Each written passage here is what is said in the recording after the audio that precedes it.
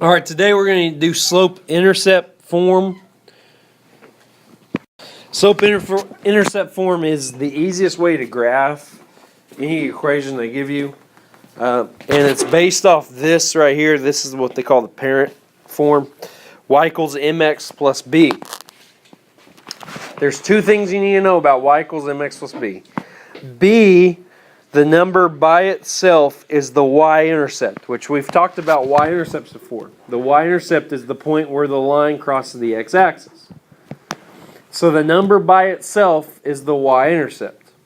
So if you're to graph something and they give you an equation in slope-intercept form, the first thing you look for is b, the number by itself. That tells you where to start on the y-axis. The other thing about slope-intercept form is m is the slope, which we know is rise over run. So then, using the slope, we graph the line starting from the y-intercept. Easy. All right? So we use this form to graph a line.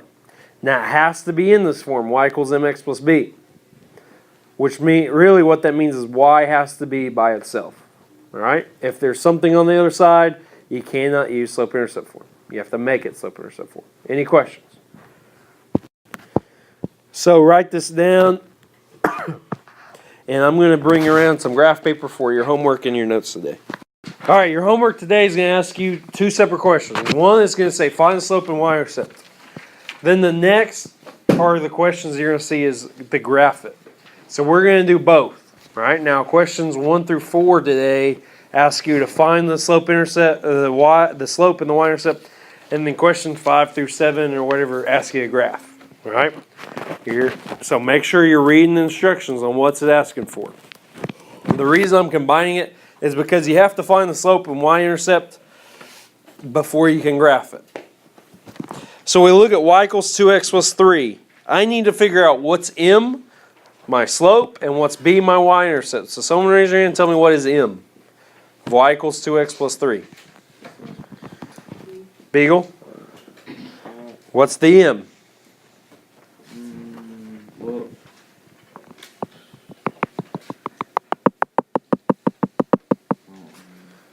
It is 2. It's the number in front of x. Oh, okay. Like I said, your m, your slope, is always the number in front of x. Your y-intercept is always a number by itself. What is that, Womack? 3. Now I'm going to graph that. Okay, make sure you're paying attention. Does it ask you to graph it, or does it say just find the slope and the y-intercept? So what I do is I go to my y-intercept first, 3, the number by itself, and then I graph the slope based off of the y-intercept. My slope is 2, which is actually 2 over 1. Anytime it's a whole number or a negative integer, or you always write it over 1, unless it's already a fraction. In this case, 2 is not a fraction, so I make it a fraction by writing it over 1, which means I go up 2 over 1. And like I said, you always go right. Your run is to the right first. Always do that first, if possible. Do a couple points this way, so go up 2 over 1 from there. Do it one more time, and then go backwards. Go down 2 over 1. Do that a couple times. Then you can kind of see what the graph's going to look like, what the equation is going to look like, and then you just connect the dots. Now, what I want you to know is on your homework today, you're going to have to graph like 12 of the graphs. You're only given 8 separate graphs, so what you're going to have to do is put 1 or 2 graphs on one graph, one or 2 equations on one graph. So what you should do is you should label this, y equals 2x plus 3. And if this was question number 5, I would write number 5 right above it. Now I can draw another line on this graph and not be confused on what it is. So let's do y equals 1/4 x minus 6. Someone raise your hand and tell me what my m is. Jacob. 1/4. The number in front of x is m. Gage, what is my b? 6. It's not 6. Look back at slope-intercept form. It's y equals mx plus b. This is y equals 1/4 x minus 6. So what is my b? It's negative 6. All right? Pay attention to this sign right there. Everybody understand? Because if this is negative 6, it overrules the plus sign right there. That's why it's written minus 6.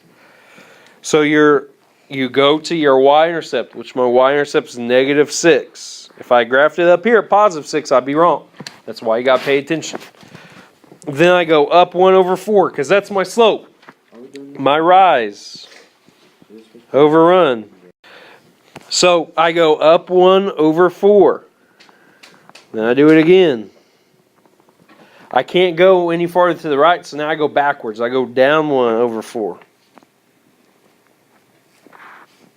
And you'll know if you're doing it right because you can clearly see there's a line that's being formed, which goes through those points. If you've done your slope wrong, then you'll notice it doesn't come out to a straight line. And then just label it. Y equals 1/4 x minus 6. And let's say this problem number is 6. So just label it like this. So you can get 2 or 3 lines on each graph. And so you'll have enough room on your homework today. Right? Any questions?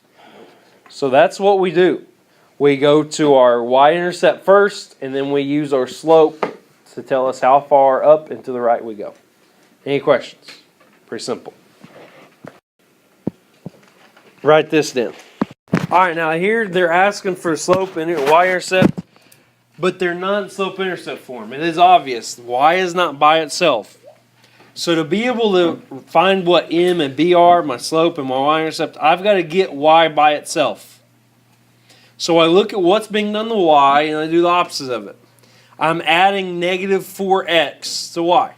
That's what's being done. So I need to move negative 4x to the other side. So since 4x is negative, I add it. I'll make it positive. Now I have y by itself. Now I can rewrite this with 4x in the front and then 2 in the back. It doesn't matter.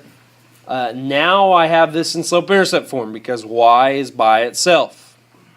So all I've done is add 4x to both sides. I can easily do that. That's not a big deal. That cancels that out and it leaves y by itself. Then I go through. I figure out what my slope is. My slope is always the number in front of x, m, which is 4. My y-intercept would be 2. And now I'm done. That's all I do. So let's do y minus 5 is equal to negative x. I've got to get y by itself. To move something to the other side, I do the opposite to it. If it's negative, I add it. If it's positive, I subtract it. In this case, this is negative, so I would add 5 to both sides. Y is equal to negative x plus 5. So the number by itself is 5, so that's my y-intercept. Now I got to figure out what m is. Now I told you, m is always the number in front of x, but what if there's not a number in front of x, like in this? What would it be?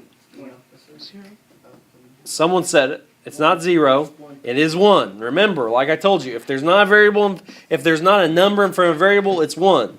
In this case, it's negative 1 because there's a negative sign out in front of it. So your slope is down 1/1 every time.